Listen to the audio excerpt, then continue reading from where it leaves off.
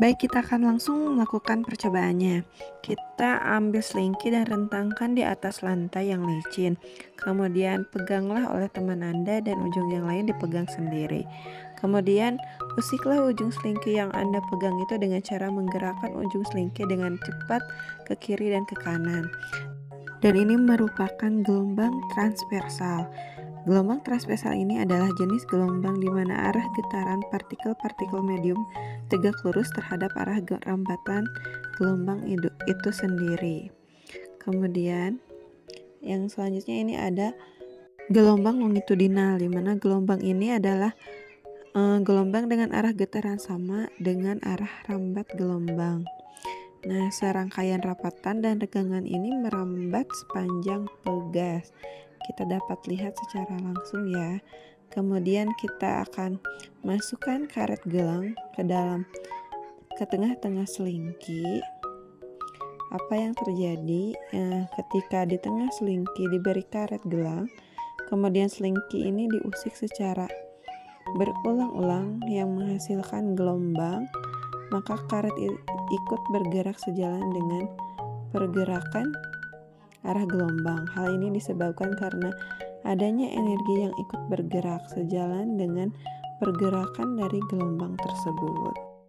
Selanjutnya kita ganti selingki dengan menggunakan kabel listrik dan mendapat perlakuan yang sama. Maka akan menghasilkan hal yang sama pula, yaitu ketika kabel listrik diusik ke kanan dan ke kiri, maka akan muncul getaran yang menghasilkan gelombang. Selain itu, jika diletakkan karet gelang di tengah kabel listrik kemudian diusik, maka karet gelang akan bergerak dan berpindah tempat mengikuti arah pergerakan gelombang yang dihasilkan. Nah, dan begitu pula jika kita menggunakan benang kasur, maka akan terjadi reaksi yang sama dengan selingki maupun dengan kabel.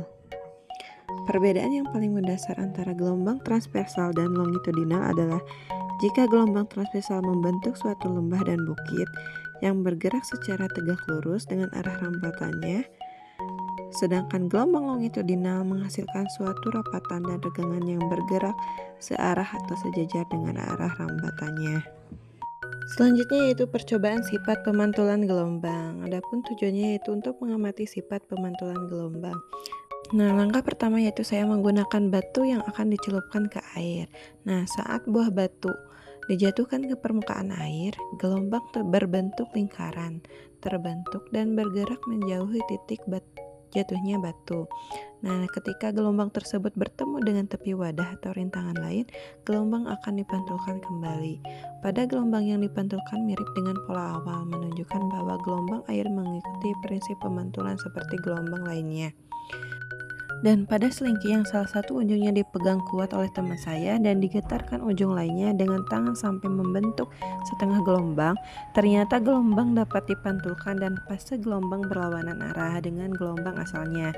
Sementara pada selingki yang salah satu ujungnya diikat dengan longgar atau tali panjangnya 150 cm sehingga selingki dapat bergerak bebas, ternyata fase gelombang pantul dan gelombang asalnya adalah sama. Jadi kesimpulannya bahwa pemantulan gelombang terjadi ketika gelombang bertabrakan dengan suatu penghalang.